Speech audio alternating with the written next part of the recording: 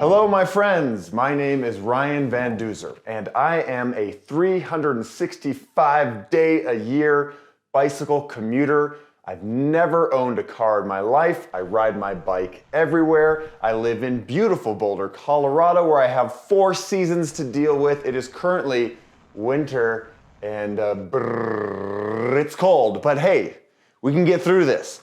And I'm here to give you some tips on what type of clothing and gear to use to make your winter bike commuting more warm, comfortable, and most importantly, fun. Because remember, riding our bikes is supposed to be fun, and it can be a lot of fun if you're suited up with the right stuff. I'm gonna start off by talking about clothing, and then towards the end of the video, I'm gonna speak a little bit about bike gear, tires, and lights, and stuff like that. Are you ready? Let's do it. Magic. So I'm pretty much wearing everything that I would wear on a very cold day here in Boulder. And I realized that a lot of the gear that I have on is pretty darn expensive, but there are cheaper ways to get this stuff, like secondhand gear shops or Facebook Marketplace. But I'm guessing if you already live in a winter area, you have most of this stuff in your closet. I'm just gonna help you get it all organized on your body. Another thing, if you are a commuter like me with no car, you're already saving a lot of money by not having that car and maintaining that car. So investing in good stuff might be worth it for you. So for me, layering your clothes is really important. I do not like starting off my rides cold, so I get fully bundled up before I leave the house.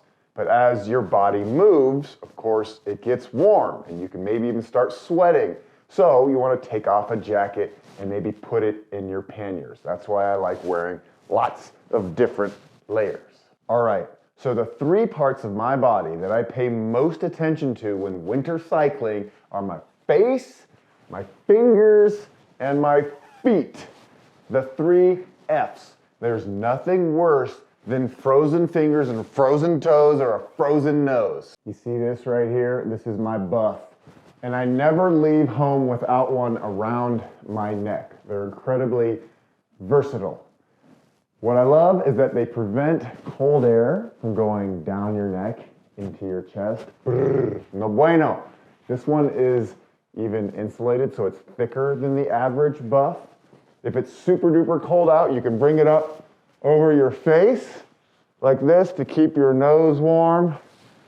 I can only handle this for a short amount of time because you start breathing through this and it gets all frozen right here and gunky and it's hard to breathe, so I kind of take it up and down as I ride. I also have a buff under my helmet right here over my ears.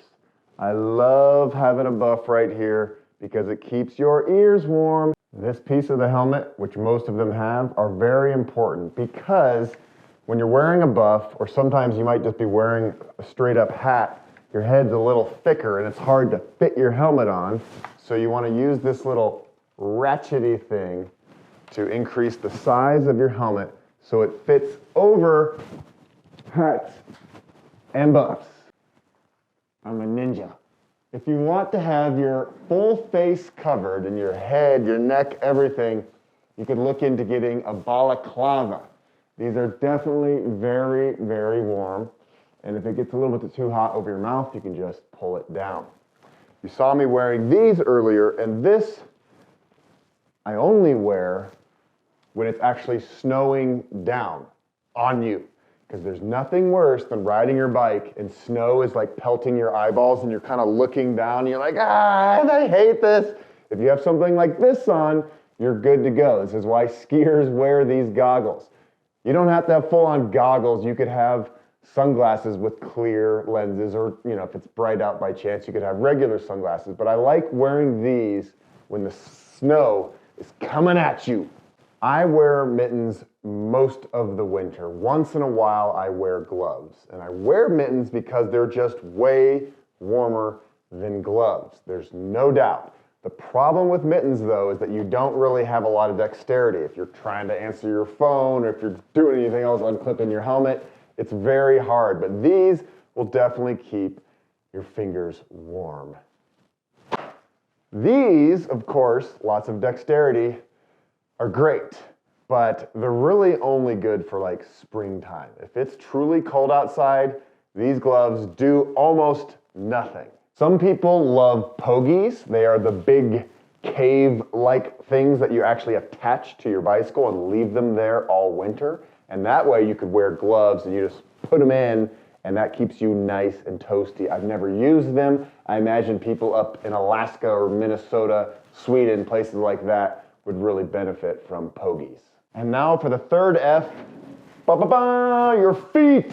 And I am a big fan of big old fat merino wool socks and merino wool everything for that matter.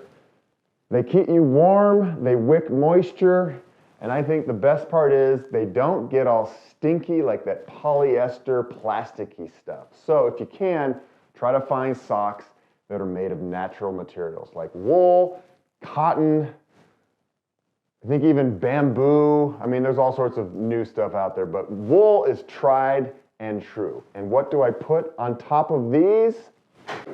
I wear my waterproof running shoes, which have like a gaiter, so they keep water out of your shoes.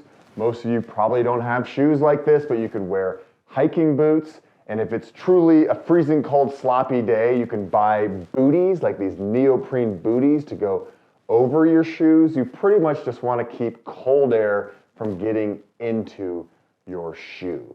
You know what I'm saying? And if you really want to go budget, and I've done this before, I have wrapped my feet like in newspaper bags, like plastic bags. It works. All right, it's time to talk about my pants. These right here are waterproof pants, and they're really big and baggy so that they fit over any type of jeans or pants you're wearing under them. I only wear these when it's truly wet and sloppy and I don't want to get my pants and my backside just covered in mud and gunk, or if it's truly freezing cold and you don't want that cold air getting at you. But you will probably be okay with just a regular pair of pants like these. Ta-da! Check it out. Dun, dun, dun. For most people, wearing a pair of jeans will be just fine. These ones actually have a bit of a fleece lining, which keeps them a little bit toastier. And if you want more warmth, you could wear long underwear under your pants. All right, let's talk about what to wear up top. I'm currently wearing a puffy jacket over a nice cotton hoodie. Go Broncos! And under this, I'm wearing a merino wool base layer, which is warm and cozy. But if it's actively snowing on you and you want a little bit of protection from the elements, I would definitely put on a rain jacket like this. And if you want a little bit more than just a rain jacket, I suggest wearing a hard shell, like something you'd wear if you're going skiing, like this one right here.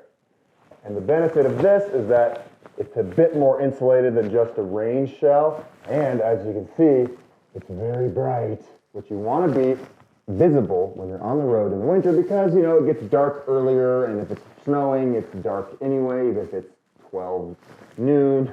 So bright clothes definitely help those drivers to be able to see you. Let's go back to the Broncos hoodie.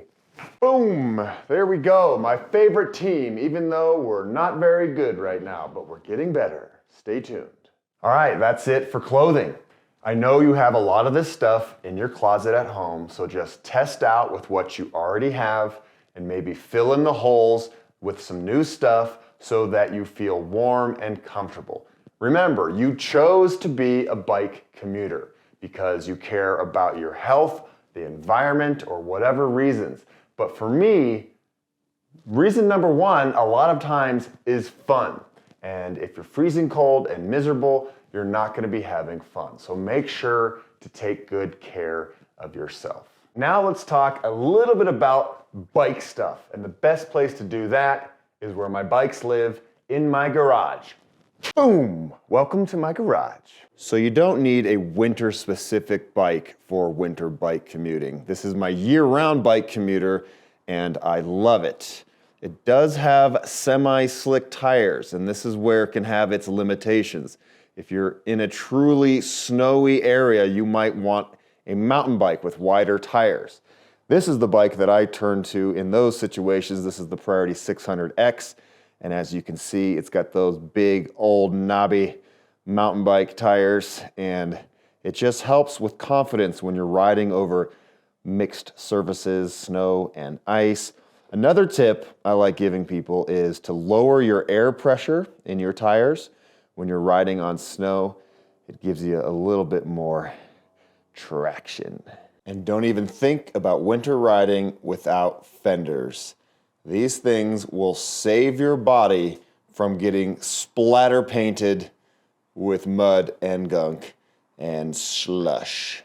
Lots of fenders can be mounted permanently to your bike, or you can do something like this. It's essentially like a clip-on tie.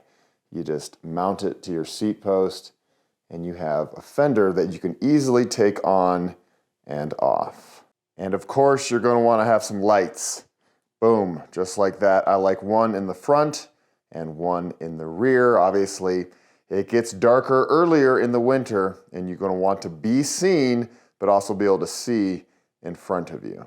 Another piece of bike gear that I like for winter bike commuting are pedals like this with a lot of grip. You see these little knobs right here? Your feet almost stick to them, and you really want that. You want to feel connected to your bike so you feel like you have more control. And these pedals are special because they have lights in them. Woo-wee. So I want to talk a little bit about how to navigate snowy streets. So riding in bike lanes is where we should always be, right? Well, sometimes in the winter, all of the snow gets pushed into the bike lane, making it very hard to navigate.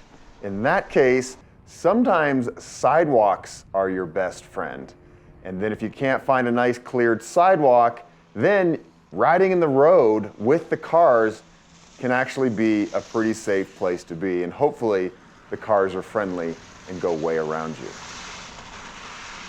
Riding on ice can be tricky because sometimes you don't even see it, and then you hit it and it gets really slippery. And my advice is to not make any sudden movements. If you're riding over something that you think is ice or looks like ice, just hold your handlebars straight. Don't make any quick movements, because that's when you're going to lose control and maybe fall. For me, riding in the winter is fun because I treat it like a game. I'm constantly riding from sidewalk to road to bike lane, trying to find the path of least resistance. All right, my friends, I hope you found this video helpful and that you're psyched and ready to hit the streets. Remember, it's all about having fun, and it's fun when you do it right. And speaking of that, I recommend not riding your bike with one hand on the handlebars and the other holding a camera. Anyway, please like and subscribe and check out my channel for all sorts of other bike adventures around the world.